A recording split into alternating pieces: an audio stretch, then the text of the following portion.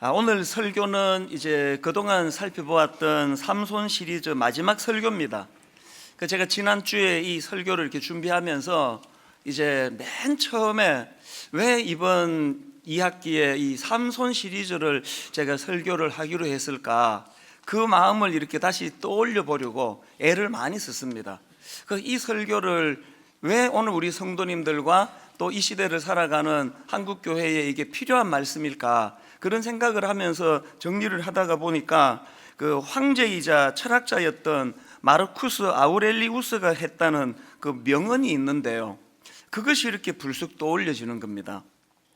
누군가의 과오가 못마땅하거든 즉시 자신에게로 돌아가서 너도 돈과 쾌락과 헛된 명성 등을 선으로 여김으로써 그와 비슷한 어떤 과오를 저지르고 있지는 않은지 반성해보라.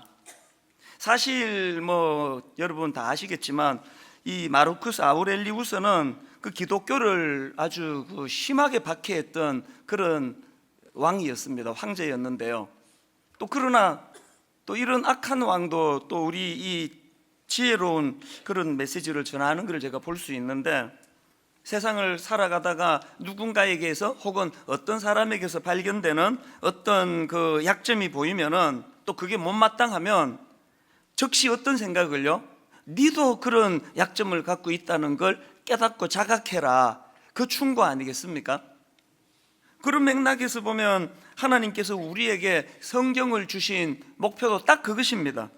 하나님이 이 실패한 것처럼 보이는 삼손을 여기다 기록해 놓은 건 공개적으로 삼손을 망신 주기 위한 게 아니에요. 이런 비참한 놈 봐라, 이런 놈도 있었다, 이걸 드러내시려고 기록한 게 아니고요, 그 삼손의 그 약했던 부분, 삼손의 약점들을 우리가 살펴봄으로써 우리 죄성을 가진 우리에게도 이런 약점이 내재해 있다는 걸 자각하는 것, 그래서 그런 우를 범하지 않으려고 하나님 은혜를 구하는 것, 이걸 우리가 깨닫도록 성경의 삼손을 기록해 놓으셨다는 사실입니다.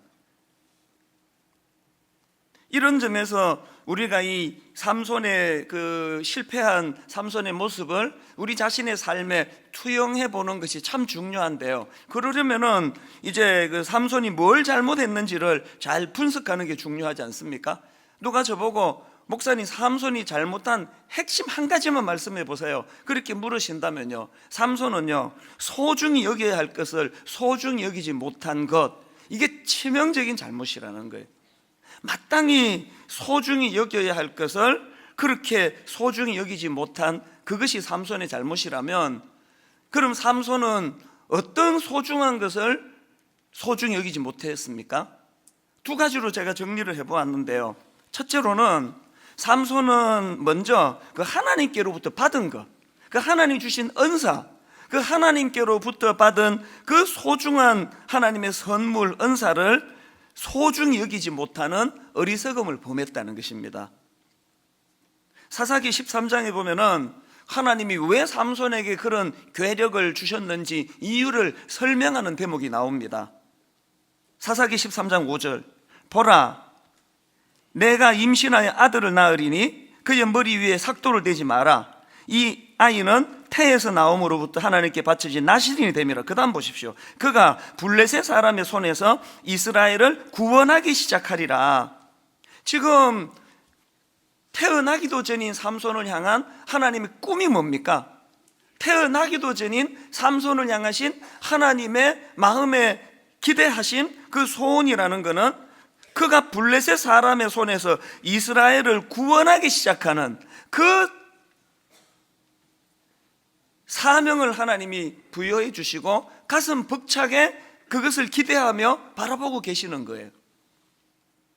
하나님은 자기의 삶에 이렇게 원대한 꿈을 가지고 기대를 가지고 그를 이 땅에 보내주셨는데, 삼손은 그 하나님 주신 놀라운 그 선물, 그 소중한 은사를 여자 뒷공문이 쫓아다니는데 이걸 다 허비해버리고 결국은 눈 뽑혀 감옥에서 맷돌 돌리는 비참한 신세로 전락해버린 거, 이게 삼손 아닙니까?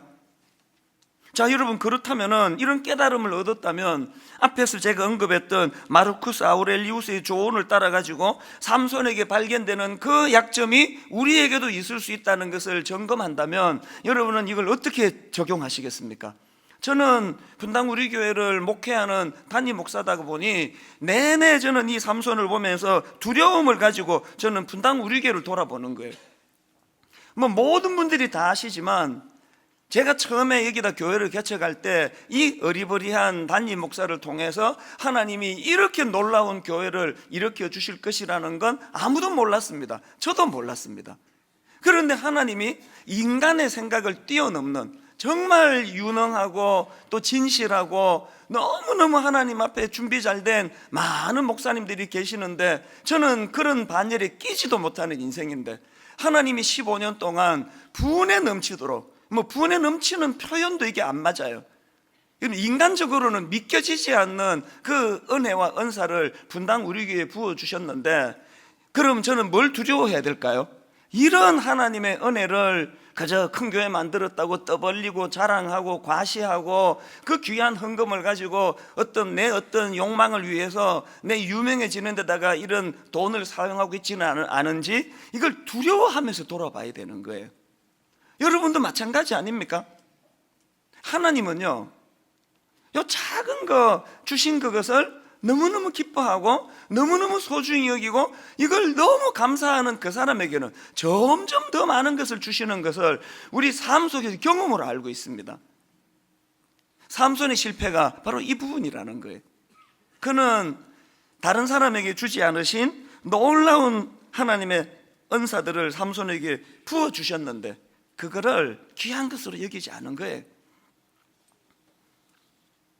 저는 오늘 저나 여러분이 자기를 깊이 돌아보면서 하나님은 내게 어떤 걸 주셨지? 내가 놓치고 있는 건 없나? 왜 주셨지? 주신 이걸 가지고 하나님은 내 삶에서 뭘 이루기 원하나? 심각하게 돌아보셔야 돼요. 최근에 저는 그 인문학 서적 중 하나인데요, 유명한 강사님들 강의를 묶어놓은 책인데 어떻게 살 것인가, 그런 제목의 책을 구해서 읽는데 앞부분에 이런 내용이 나오더라고요. 만약 인문학적 성찰이 나는 누구인가 이것에만 머무른다면 그것은 매우 이기적인 일인지도 모르겠습니다. 인문학은 자기 성찰에서 출발해 이웃과 세상 사람들 그리고 사회 속에서 행동하고 실천하는 작업까지 이어져야 합니다.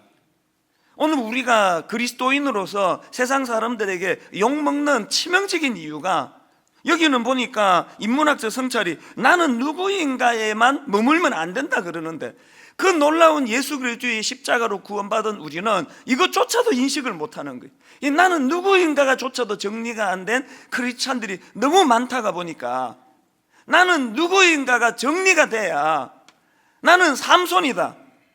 하나님이 다른 사람들에게 주지 않으신 놀라운 괴력, 놀라운 은사를 내게 주셨다. 왜 주셨나?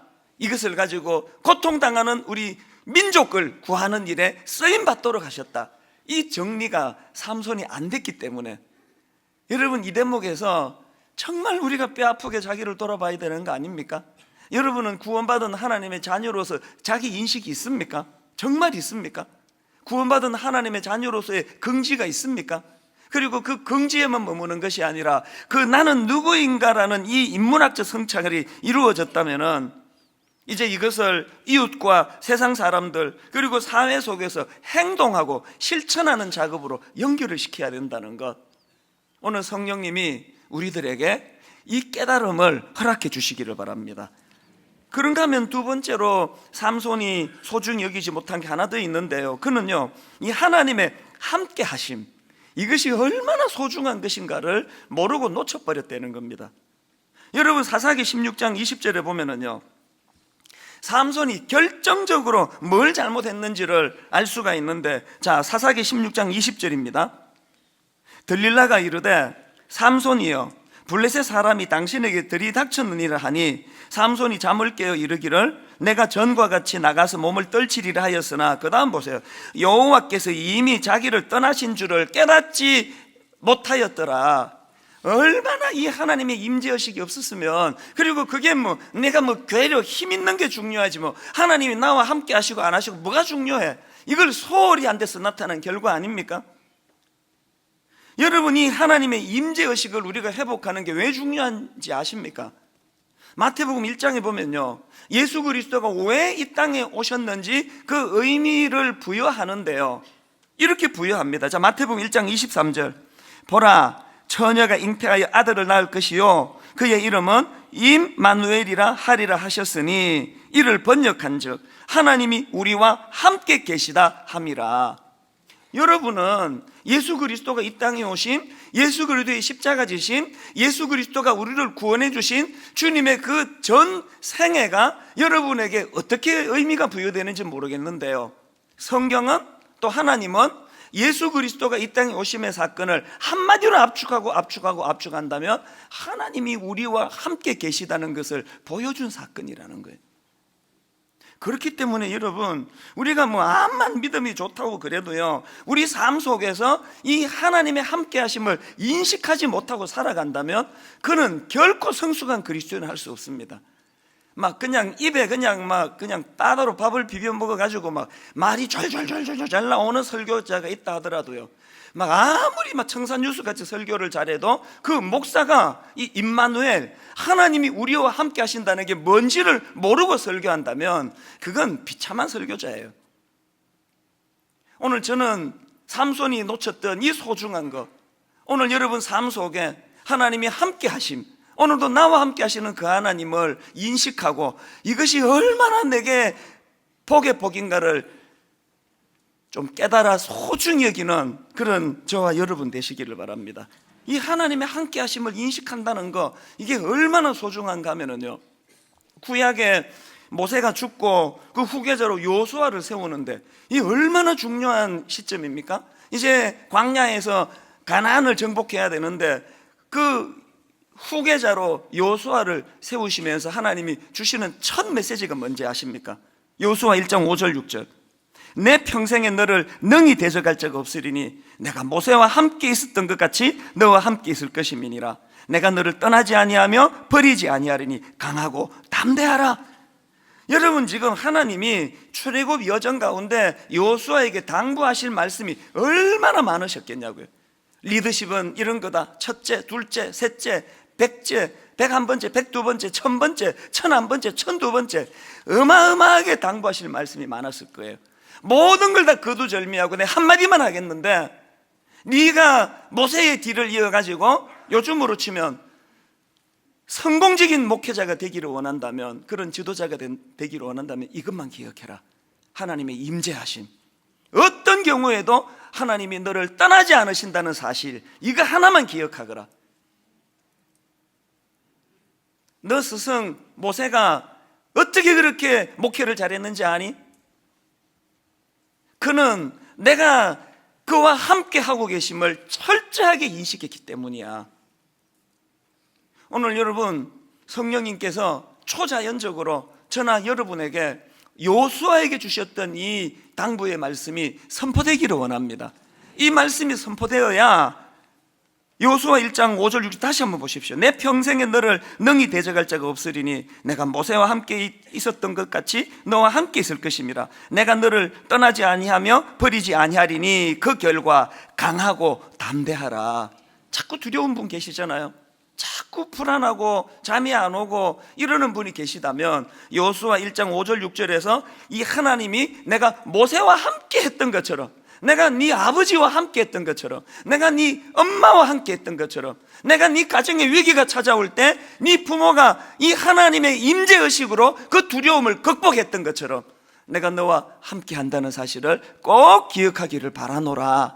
주님의 이 메시지가 들려질 때 아멘으로 반응하는 저와 여러분 되시기를 바랍니다. 삼손의 불행이 이건 거예요.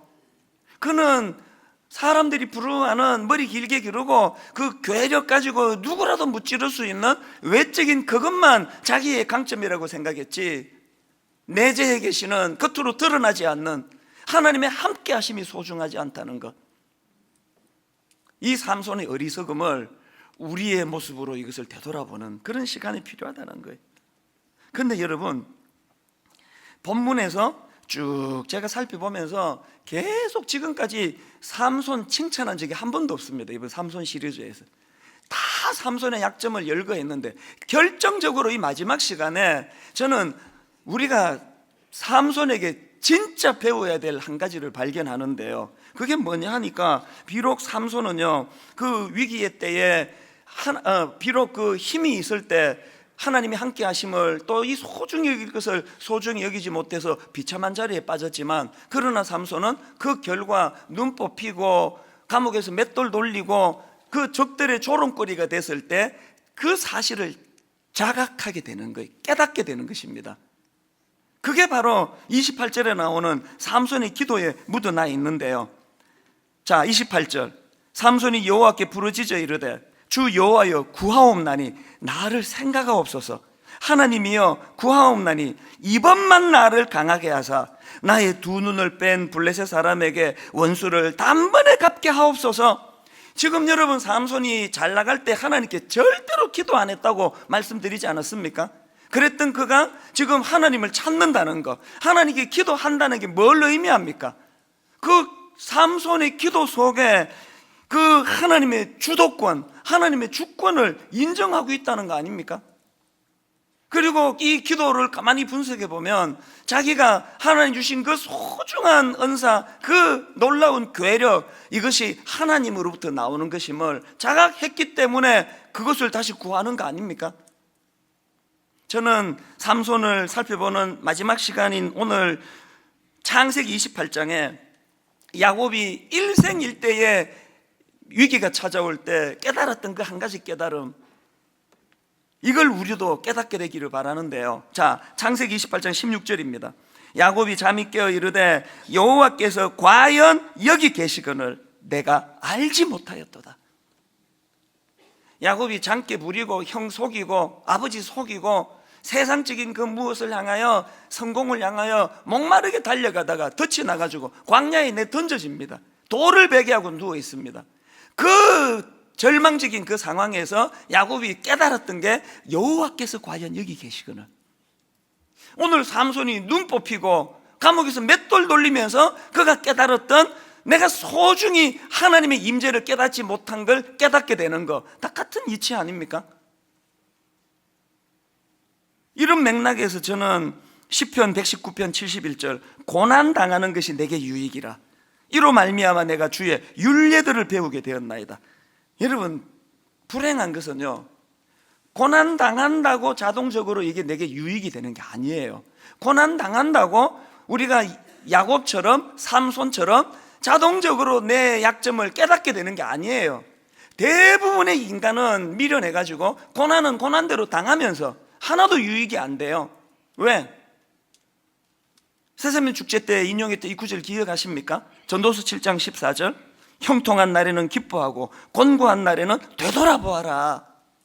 왜 그렇게 억울하게 고난은 고난대로 당하고 억장이 무너지는 아픔을 겪으면서 왜 삼손처럼, 왜 야곱처럼 거기서 유익한 은혜를 못 깨닫습니까? 곤고한 날에 되돌아보라 그랬거든요. 곤고한 날에는 깊이 생각하라 그랬거든요. 저는 오늘 낙심 중에, 공고한 중에, 실패 중에 억장이 무너지는 마음으로 잠을 이루지 못하는 성도님이 계시다면 지금이야말로 왜 내가 이런 아픔을 겪게 됐는지를 깊이 되돌아보고 점검하는 시간인 줄로 믿습니다. 이 고난을 잘 활용해서 여러분의 인생도 고난당하는 것이 내게 유익이었습니다. 시편 119편 71절 말씀이 옳았습니다. 그렇게 고백할 수 있는 그런 복된 주님의 자녀들 되시기를 바랍니다. 이렇게 삼손이 이제 고난 중에 깨닫고 나서 이제 하나님께 기도를 드리는데요, 삼손이 드리는 28절의 기도에서 저는 그가 외치는 두 마디가 눈에 확 들어오는데요. 첫 번째 마디가 나를 생각하옵소서예요.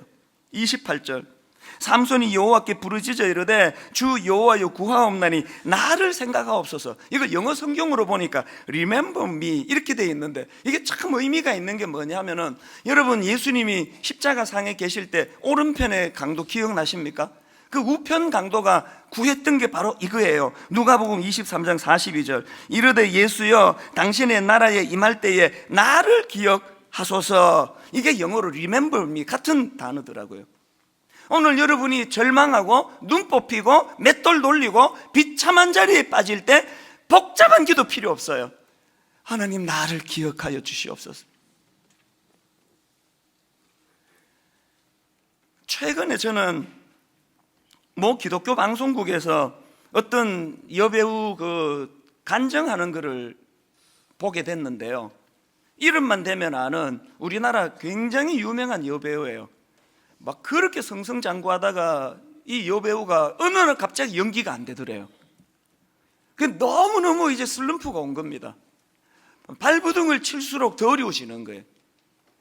그래서 이제 그 절망이 자꾸 깊어지니까요, 이 여배우 우울증이 사람을 피하고 또 공황장애 같은 게 와가지고요, 막 어떤 증상이 나타나는가 하면 막 이렇게 가슴이 뛰기 시작하면은요, 이 심장 소리가 지금 옆에 있는 저 사람 귀에도 들릴 것처럼 이게 심하게 박동해. 이거 겪어본 사람만 알아, 이 고통을.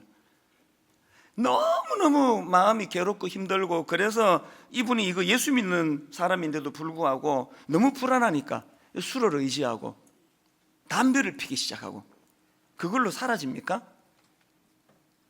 교회와 앉아 있어도 은혜도 안 되고, 막 자기 교회 목사님이 결론을 맺겠습니다 그러고는 안 맺고 막 계속하면 막 화가 나고 막 그럴 정도로 이제 공감하시는 많은 분들이 계시다면 저를 용서해 주시기 바랍니다. 막 설교 시간에 결론 맺겠다 해놓고는 안 끝내면 막 화가 나고 그렇게 예배를 드리던 어느 날인데요, 전혀 예상하지 않았고 구하지도 않았고 바라지도 않았는데요, 설교 중에도 아니에요. 그날 설교에 은혜 받은 것도 아니래요. 예배 다 끝나고, 우리로 치면 이제 축도가 끝나고 성가대에서 마지막 찬양하는 그때에 성령님이 이 자매를 강타하신 것 같아요. 갑자기 눈물이 터지는데요, 뭐 이유도 모르는 거예요. 그 예배 드리는 그 자리에서 막 눈물을 팡팡 흘리면서 하나님께 매달리는데, 그날 그 자매가 그 하나님의 강권적인 역사 앞에 하나만 되뇌었대요. 하나만. 절규하듯이 살려주세요, 살려주세요, 하나님 저 좀 살려주세요. 계속 그것만 외쳤대요. 하나님 저 좀 살려주세요. 그렇게 하나님께 부르짖는데 하나님께서 그에게 어떤 길로 인도하셨나? 회개가 터지게 하시더라는 거예요. 너무너무 내가 죄인이라는 사실을 고백하게 만드시는 그날 그 은혜를 경험하고 나서 이분이 다 회복이 된 거예요. 치유가 되고 두려움이 사라지고, 그러니까 그 TV에 나와서 간증하는 거 아닙니까? 오늘 여러분, 우리 너무 많은 미사여구를 사용하며 기도하는 거, 이 잘못된 거예요. 너무 화려한 언어를 쓰는 거는 사람 들으라고 하는 거예요. 진짜 하나님 앞에 절박하면 복잡한 얘기 안 나와요. 살려주세요, 살려주세요, Remember me, 나를 기억해 주세요 주님. 오늘 이런저런 아픔을 겪고 계시는 분, 이래도 일이 안 풀리고 저래도 일이 안 풀리는 오랜 낙심 중에 계시는 분, 심지어 목사 설교가 귀에 들어오지 않고 예배가 은혜가 되지 않는 그런 영적인 침체가 온다 할지라도 여러분 사모하세요. 주권적으로 일하시는 하나님께서 여러분을 찾아주실 줄로 믿습니다. 그때 여러분이 하실 일은 두 가지예요. 살려달라고, 살려달라고, 날 기억해달라고, 그거 하나 하고 회개하는 게 회개. 내가 죄인입니다. 그런가 하면은 두 번째로 삼손의 기도에 나오는 한마디가 더 있는데, 이번만 나를 강하게 하사요. 28절 다시 보십시오.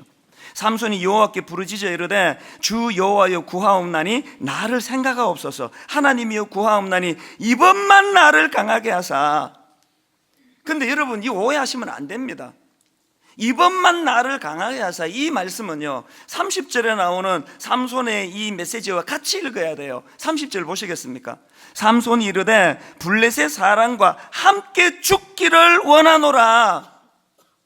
앞에 자기를 기억해 달라고, 살려달라고 그렇게 매달린 건 과거에 이기적이고 탐욕적인 그저 오래 살고 싶어하는 그 마음으로 구한 게 아니라 잘 죽고 싶다는 거예요. 여기서 하나님 앞에 나 이번만 나를 강하게 하사는 거는 나 성공시켜달라는 거 아니에요. 죽겠다는 거예요. 삼손이 이르되 블레셋 사람과 함께 죽기를 원하노라 하고 힘을 다하여 몸을 굽히매 죽겠다는 거예요. 죽되 잘 죽겠다는 거예요. 이렇게 비참하게 죽기는 너무 억울하다는 거예요. 이렇게 아무런 하나님 나라를 위하여 공헌도 안 하고 인생 끝내기에는 너무 비참하다는 거예요. 그래서 그가 구하는 거는 살려달라예요. 하나님 나를 살려주세요. 하나님 저 좀 건져주세요. 하나님이 초라한 웅덩이에 빠져있는 나를 기억하시고 나 좀 살려주세요. 그렇게 하나님 나 살려주시면 잘 죽겠습니다. 사명 감당하며 죽겠습니다. 최근에 저와 가깝게 지내는 목사님이 바로 이 대목과 관련해 가지고 메일을 보내온 걸 제가 이거를 제가 복사해서 지금 갖고 있습니다. 목사님이 저에게 보내신 문구 중에 이런 게 있더라고요. 이게 설교문인데요.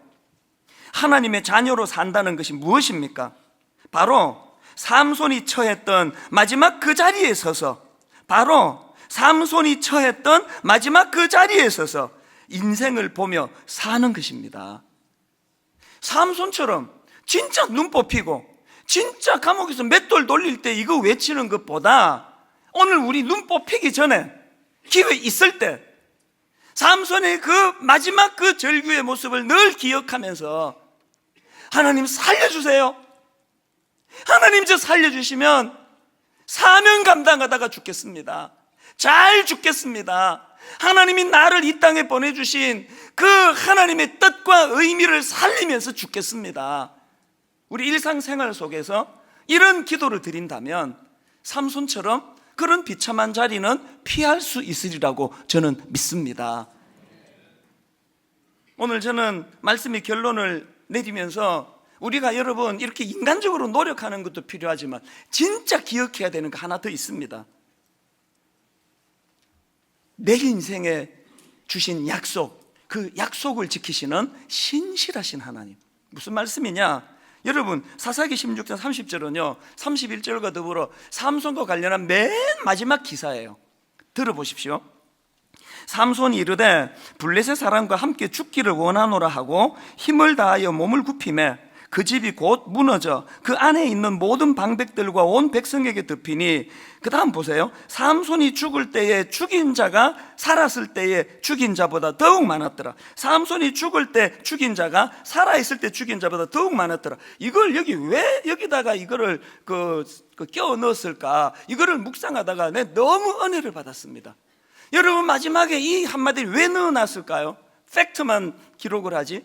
삼손이 죽을 때에 죽인 자가 살아있을 때에 죽인 자보다 더 많았더라. 이 말씀의 의미는요 사사기 13장 5절 아까 말씀드렸던 삼손의 인생의 첫 출발에 주신 말씀 13장 5절 보라 네가 임신하여 아들을 낳으리니 그의 머리 위에 삭도를 대지 말라. 이 아이는 태에서 나옴으로부터 하나님께 바쳐진 나실인이 됨이라. 그가 블레셋 사람의 손에서 이스라엘을 구원하기 시작하리라 하시니. 여러분 맨 마지막 삼손 인생을 정리하는 사사기 16장 30절에서 삼손이 죽을 때에 죽인 자가 살아있을 때에 죽인 자보다 더욱 많았더라는 그 인생을 이렇게 결론 짓는 의미가 어디에 있는지 아시겠죠?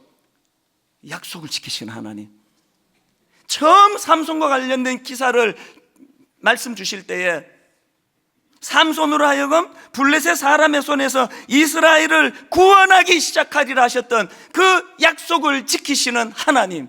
삼손은 끝간데 없이 배신하고 부인하고 그 사명을 감당하는 정반대길로만 달려갔지만 그런 삼손을 빚어서 결국은 약속을 지키시는 하나님.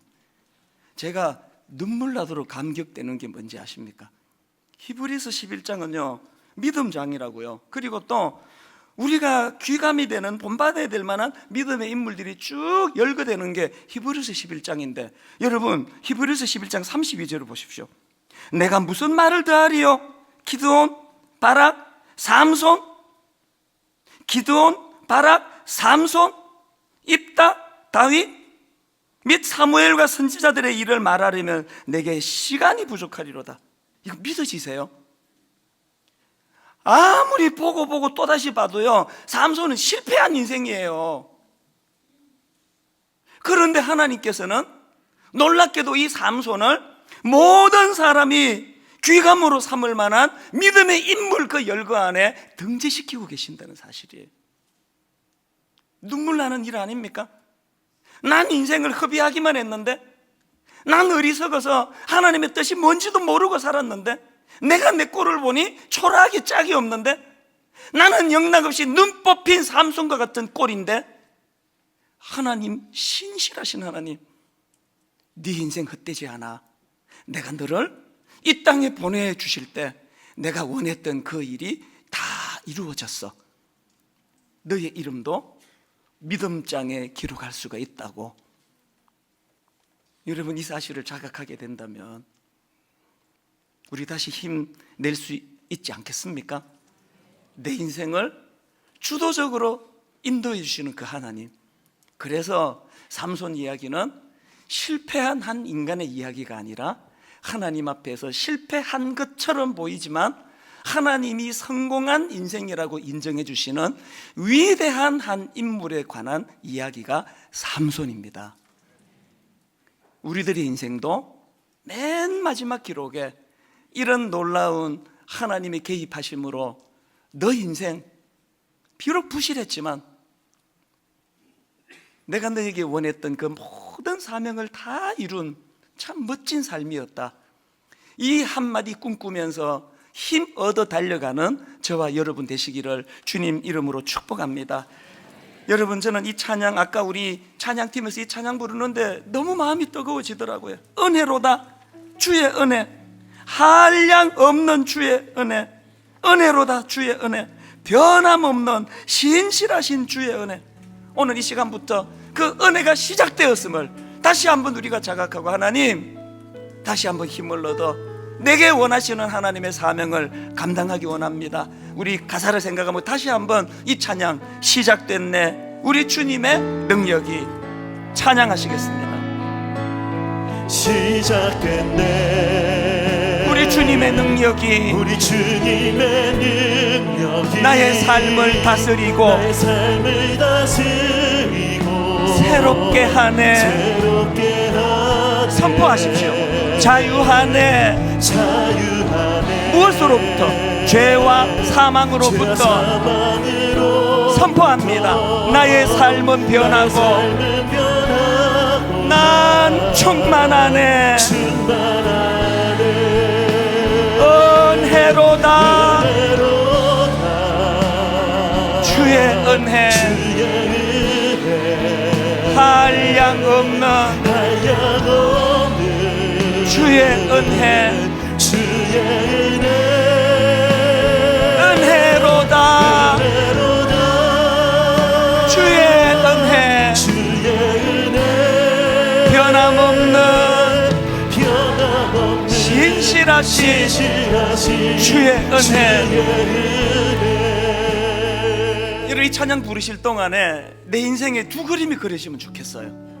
너무너무 초라한, 하나님의 사명을 감당하지 못하는 삼손처럼 그저 허비하기만 한 내 어떤 욕망을 추구하며 살다간 초라한 내 모습을 상상하시고요, 그것만 기억하시면 안 됩니다. 나는 실패한 줄 알았는데 세상에 손을 뻗어 나를 붙잡고 계시는 주님, 너 너무 걱정하지 마라. 내가 너를 이 땅에 보낼 때 내가 원했던 것들 다 지금 이루어주고 있는 중이다. 네 힘으로서가 아니라 내 능력으로. 그게 은혜야. 그것이 은혜야. 여러분, 초라하게 웅크리고 있는 우리 못자국 난 주님의 손으로 손잡아 주시는 그 주님을 머릿속으로 떠올리며 입에 발린 얄팍한 찬양이 아니라 영혼 깊숙한 곳에서 진실로 그러합니다. 은혜로다 주의 은혜, 한량없는 주의 은혜. 우리 이 마음을 담아서 우리 한 번 더 하나님 앞에 진실하게 이렇게 고백합니다. 시작됐네. 무엇이요? 우리 주님의 능력이 나의 삶을 다스리고 나의 삶을 다스리고 새롭게 하네. 새롭게 하네. 선포합니다. 자유하네. 자유하네. 무엇으로부터? 죄와 사망으로부터 나의 삶은 변하고 나의 삶은 변하고 선포합니다.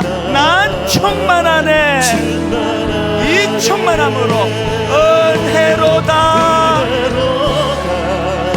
주의 은혜 한량 없는 주의 은혜 은혜로다. 주의 은혜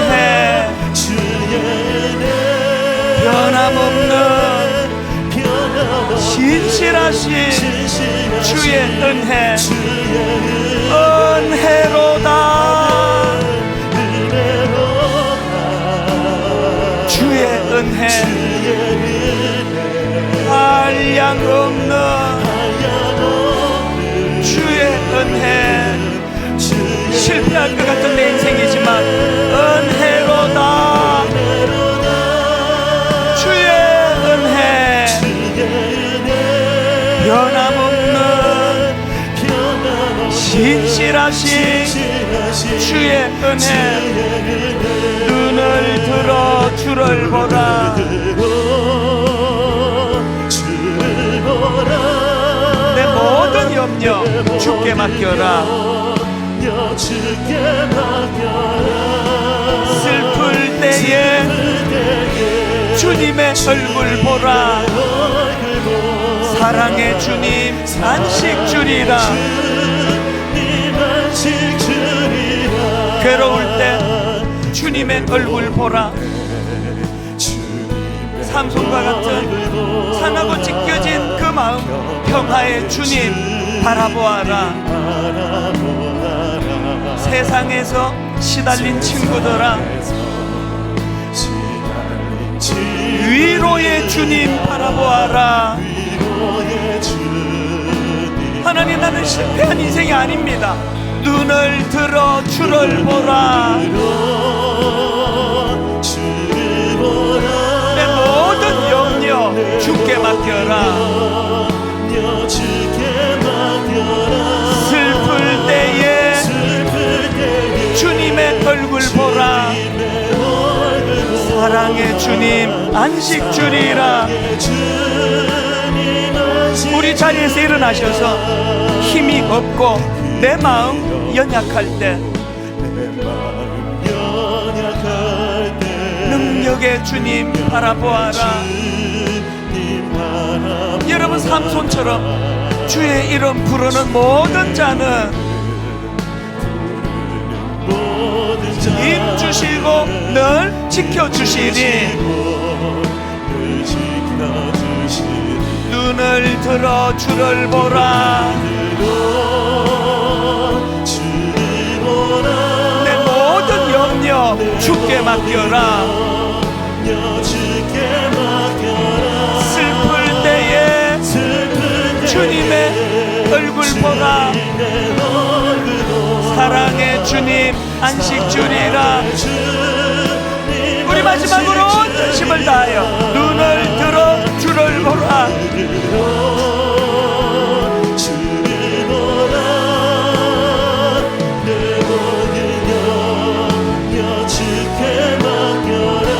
슬플 때에 주님의 얼굴 보라. 사랑의 주님 안식 주리라. 살아계신 하나님 아버지, 때때로 우리 자신이 너무 초라해질 때가 있습니다. 이렇게 큰 은혜를, 은사를 주셨는데 이렇게 초라하고 이렇게 무기력하게 살 수밖에 없는 나 자신이 한심스러워 참 눈물이 흐를 때가 여러 번 있는데, 이런 우리 붙잡아 주시는 하나님, 신실하신 하나님, 약속을 지키시는 하나님, 우리를 이 땅에 보내주실 때 하나님이 원하셨던 그 역할들, 그 사명들을 끝까지 감당할 수 있도록 인도해 주시는 그 하나님 바라보기를 원합니다. 자격이 없는데, 누가 봐도 나는 부끄러운 삶을 살았는데 이런 삼손 같은 나를, 믿음의 인물들 그 반열에 삼손의 이름을 등재시켜 주시는 그 하나님, 그 은혜로 말미암아 다시 한번 용기를 얻습니다. 내 남은 인생 이 은혜에 대한 감격을 가지고 호흡이 연장되는 그 순간순간마다 사명을 잘 감당할 수 있는 믿음의 사람 되도록 인도하여 주시옵소서.